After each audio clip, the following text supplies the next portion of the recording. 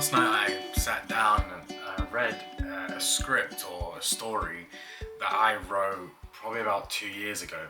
And when I wrote this story, life was very just do things. I was very in the rhythm of things, and I wasn't thinking loads. I was just doing.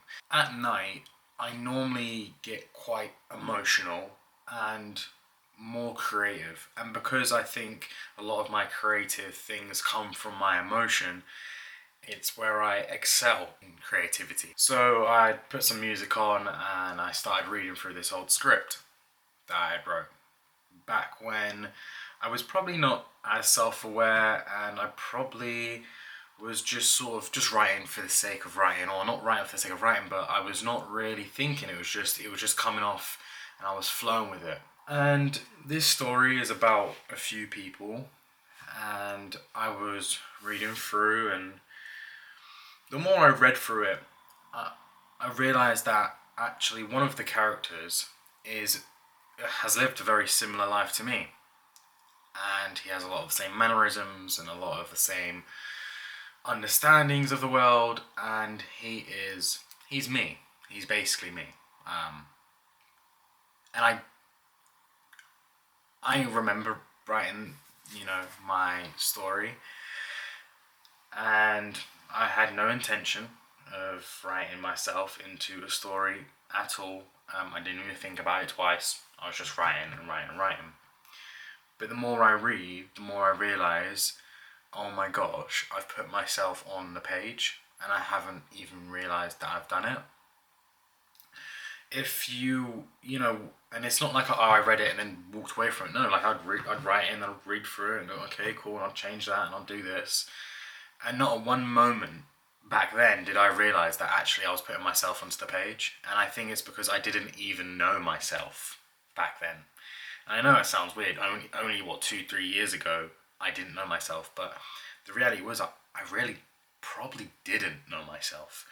A lot of things hadn't happened yet, and I hadn't really looked deep within myself as my character and understood myself up until probably the past year and a half, right? So I had no clue, but it was like my subconscious knew who I was and was portraying it onto a page. Now, I've talked about, talking about a story, whether it be my past or how I feel at the time or something going on.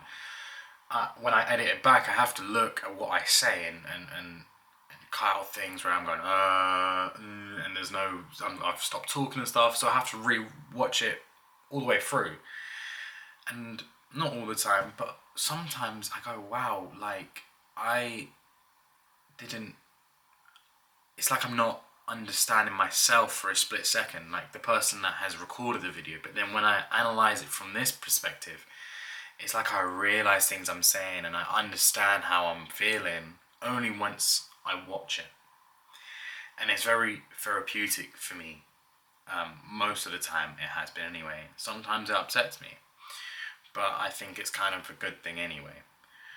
And I've experienced that now quite recently through videos, but now I've realized that this script is me on a page and I'm reading through it, and it makes me want to cry so much. It's like I've read a letter to myself, not even realizing I've done it. And I've not been able to, in school I was rubbish at art. I couldn't English. What is English? Grammar, spelling, no chance, no shot. In the whole time in my school, I'm talking from primary all the way to secondary, all the way through, I probably writ about this much. Like genuinely, the whole time, everything that I ever wrote in school could probably fill this book, and you probably still have space, right? I never wrote ever, and then ICT, where I'm editing and stuff, I hated it. I think I went into 1 or 2 classes in secondary school, and then I never touched it again because I didn't like the teacher. And I think me, now that I'm doing this stuff, I can realize that my emotions flow through me when I'm doing these things. I go into an alternate dimension where I can just feel my emotions, express them in a healthy way, and kind of talk to myself in a way of like, yeah, in a type of way that I've never been able to do before. And after I can come out of it, after I've read this, after I've watched this video and go, okay, I get it, I understand it, I can digest it. If I haven't, I know it's there now and I can digest it later on. And that is, it makes me so happy. It makes me so happy to have finally come to this realization through what I love to do. I always thought that I was good at talking with people and about their emotions because I was quite open and I would talk about my emotions and stuff.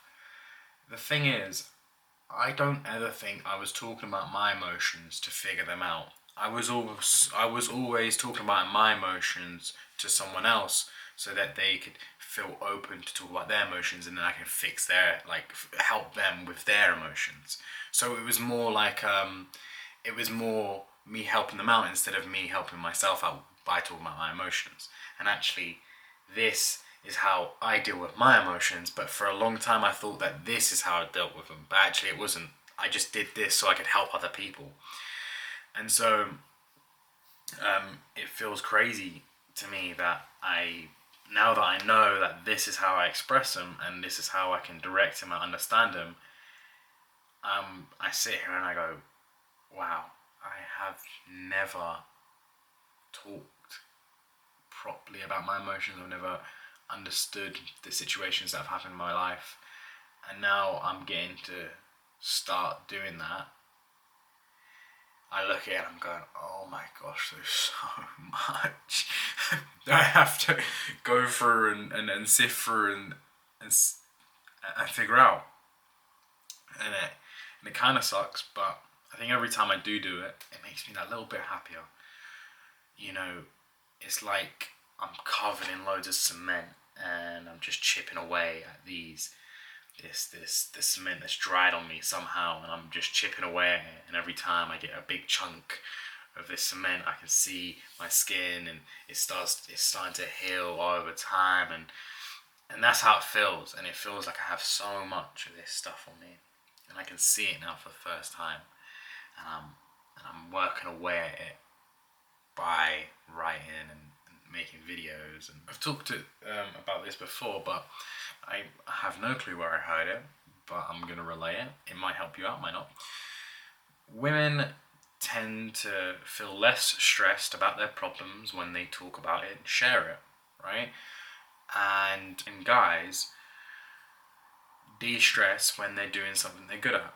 Now, the world will have you think that talking about your problems is the best way of doing it. And that's why you have a lot of people that criticize guys. Why don't you talk about your problems? Well, I've learned that apparently when a guy talks about his problems, a lot of the times it actually heightens his stress because he thinks about it more. Now, I don't know whether this is completely true for everyone. It definitely isn't. But if you are a guy and you feel, or a girl actually, it could be applying to anyone really. But if you're someone that talks about their problems and you feel like you get more stress and you feel like it doesn't really do too much for you, try to do something you're good at. And if you're not good at anything, maybe learn something that you really want to learn and get good at it.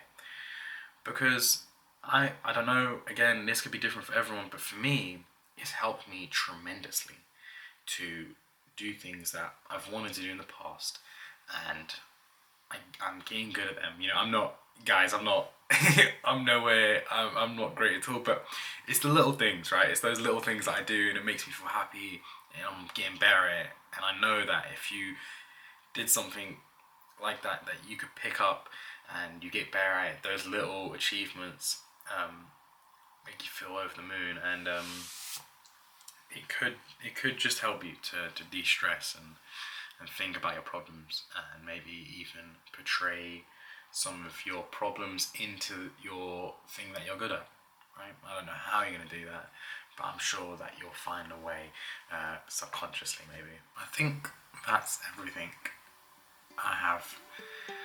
So I'll talk to you tomorrow.